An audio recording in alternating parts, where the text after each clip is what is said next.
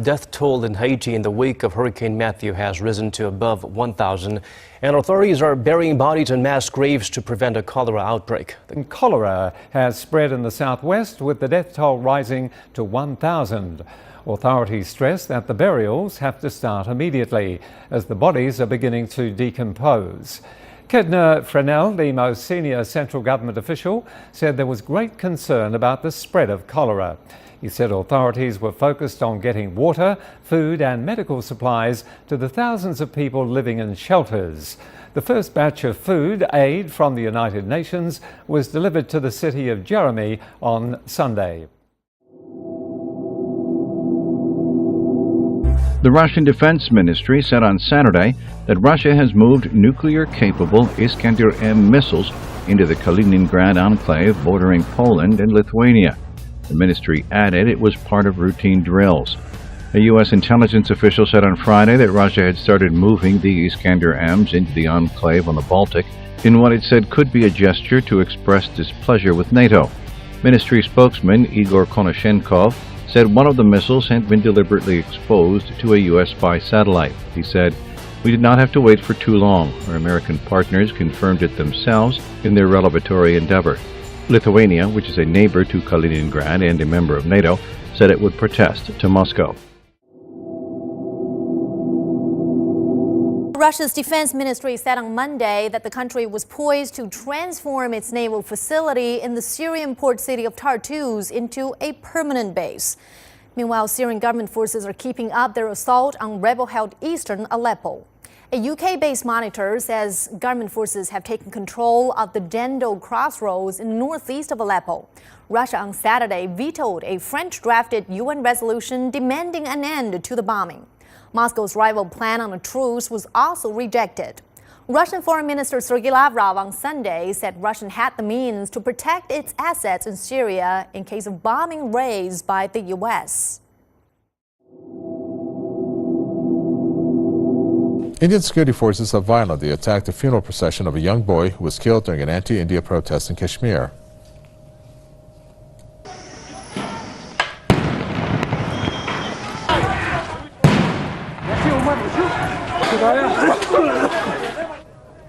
Clashes erupted as thousands of Kashmiris carrying the coffin marched to the main graveyard in Srinagar.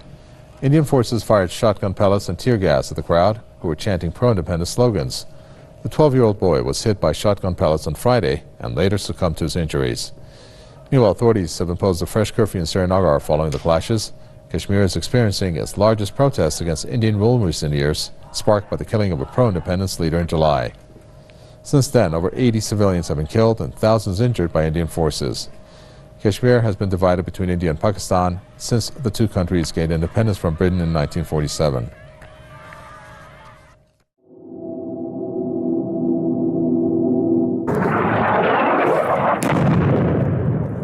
Attacked once again. What had been a funeral for one man ended in the deaths of dozens of others. The Houthi rebels say Saturday's airstrikes in the capital were carried out by the Saudi-led coalition.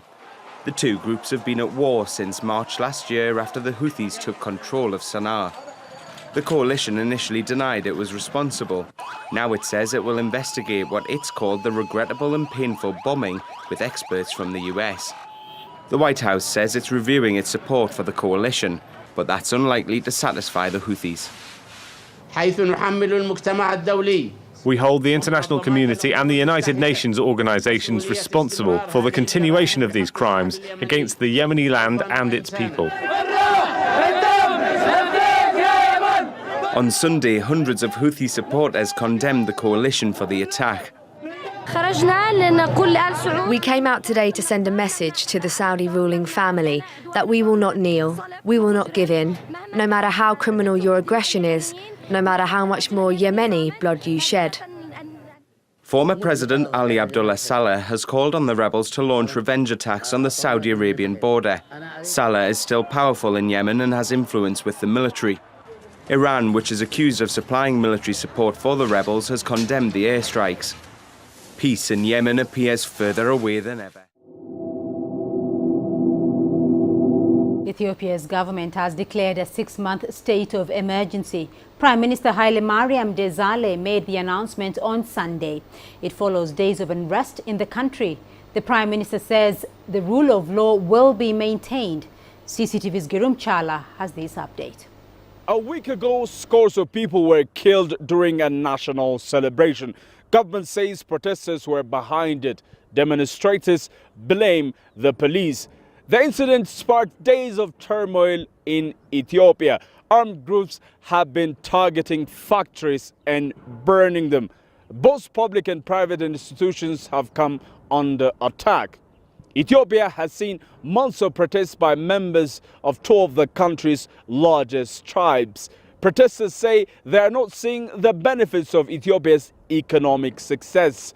They're also accusing government of cracking down on civil liberties. Government has now responded by declaring a state of emergency. Prime Minister Haile Mariam Desalegn has said, quote, "We put our citizens' safety first." The state of emergency will last at least 6 months. Some Ethiopians argue that the move is not in the best interest of the country. The San Andreas Fault in California is long overdue for a major earthquake, like more than 100 years overdue. But scientists just made a discovery that might tell us why the fault has been so quiet. It's called the Salton Trough Fault, and it lies along the northeastern edge of the Salton Sea in Southern California. The fault line is underwater, so scientists didn't find it until recently. Scientists believe the Salton Trough could be absorbing strain from San Andreas.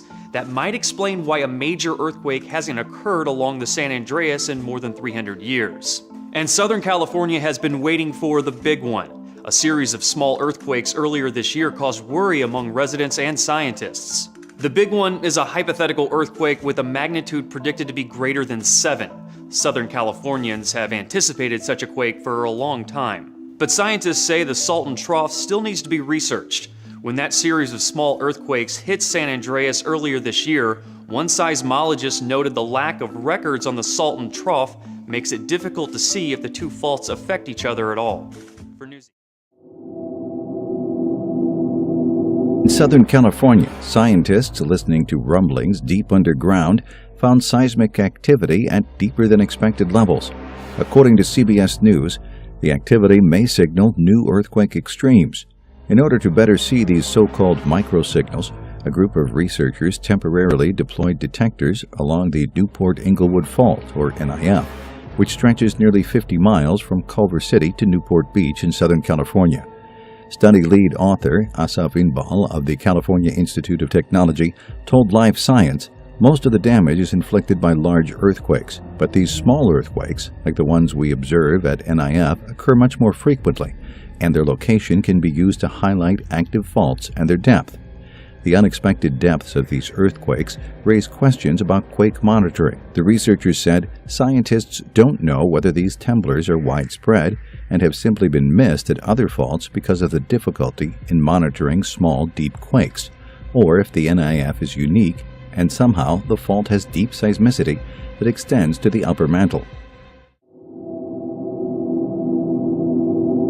The sign of Baal has appeared on American soil, and it just happened within this last month. In September, it appeared in New York City. I went down there to witness it myself. Here's the arch that led the worshipers of Baal to worship Baal in the Temple of Baal from Syria. And so, no, but it wasn't introduced in New York as this is Baal here. It was introduced under other names, right? Well, there's actually, and you may have a spot. There was actually a plaque right by the arch that Temple of Bel. Well, Bel is Baal. Okay. Same God. Okay. Same God. So they're not saying we're worshiping this, but that's what they did. So here you've got an arch devoted to Baal. I mean, the God, the anti-God of the Bible, and of apostasy happening in America.